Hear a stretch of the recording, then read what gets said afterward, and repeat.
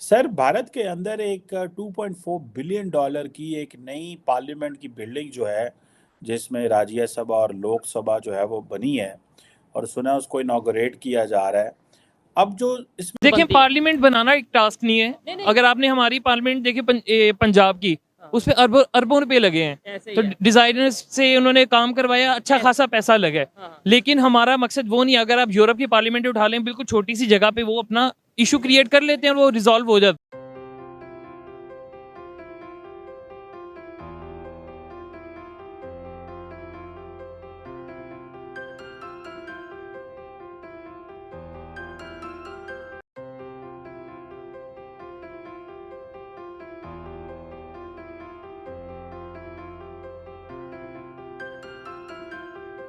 गोल की स्थापना के लिए संसद के भवन से अधिक उपयुक्त और पवित्र और उचित स्थान कोई हो ही नहीं सकता।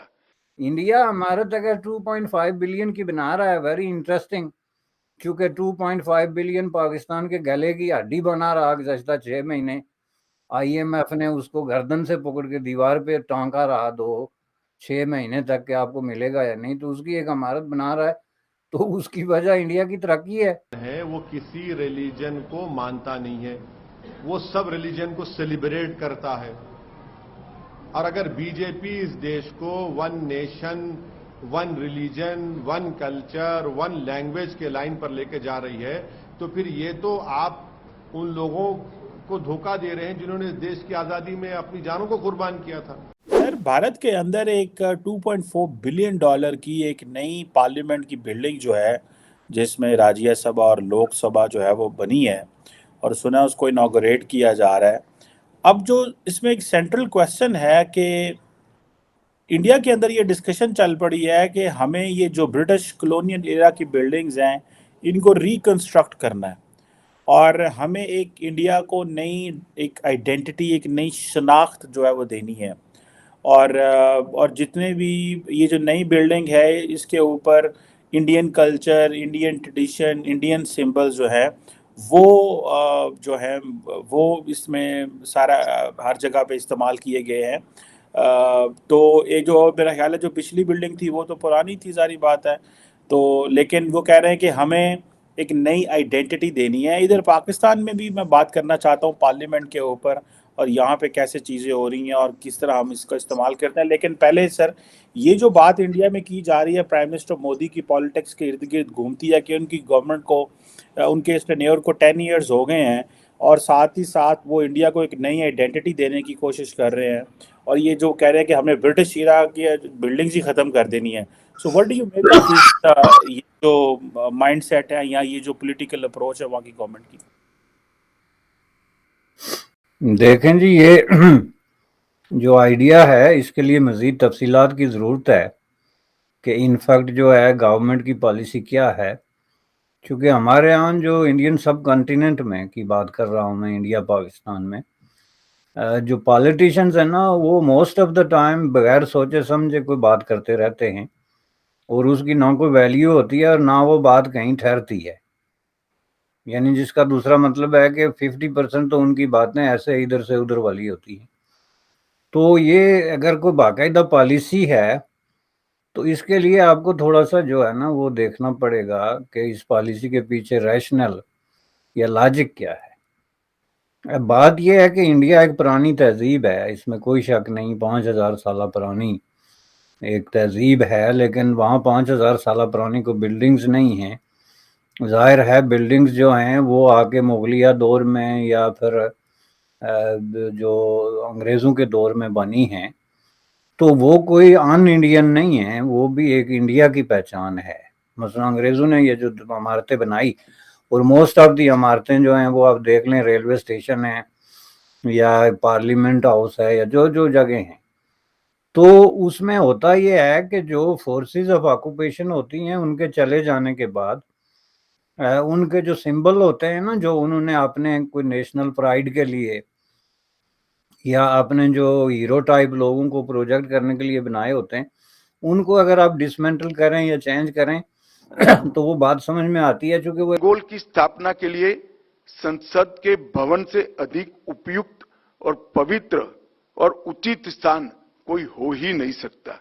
इसलिए जब संसद भवन का देश को समर्पण होगा, उसी दिन आदरणीय प्रधानमंत्री नरेंद्र मोदी जी बड़ी विनम्रता के साथ तमिलनाडु से आए हुए अधिनियम से सेंगोल को स्वीकार करेंगे और अत्यंत आदरपूर्वक माननीय लोकसभा के अध्यक्ष के आसन के समीप सम्मान के साथ इसको स्थापित करेंगे। पाकिस्तान में 75 साल से ऐसा होता आया है कि हर चीज में हमें शौक रहा है मुकाबला करने का, और वो भी इंडिया से मुकाबला करने का। हम नो डाउट एजुकेशन में नहीं कर पाए, आईटी में नहीं कर पाए, लेकिन फिर भी हम हर चीज में लाते हैं। अभी इंडिया में उनकी नई पार्लियामेंट बनी है जो 800 करोड़ इंडियन रुपीस की है, मतलब हमारे वो 26-2700 करोड़। देखिए, पार्लियामेंट बनाना एक टास्क नहीं है। नहीं। अगर आपने हमारी पार्लियामेंट देखी पंजाब की, उसपे अरबों रुपए लगे हैं, तो डिजाइनर्स से उन्होंने काम करवाया, अच्छा खासा पैसा लगा है। लेकिन हमारा मकसद वो नहीं है। अगर आप यूरोप की पार्लियामेंट उठा लें, बिल्कुल छोटी सी जगह पे वो अपना इशू क्रिएट कर लेते हैं और वो रिजॉल्व हो जाता है। जबरदस्त।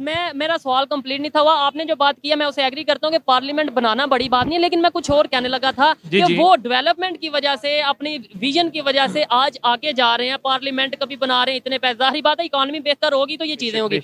हम जिस बात में आगे, एक तो इकोनॉमी भी डाउन है, दूसरे नंबर पे अपनी बनी हुई बिल्डिंग्स को जला रहे हैं। मेरा सवाल ये था कि हम मुकाबला उनसे करते हैं, वो पार्लियामेंट में बना रहे हैं पार्लियामेंट, और हम जो उनसे अपने घरों को जला रहे हैं। देखें, पहली बात है कि पूरा सिस्टम ही खराब है ना। यहाँ तक नौबत आई है किसी रीजन की वजह से आई है।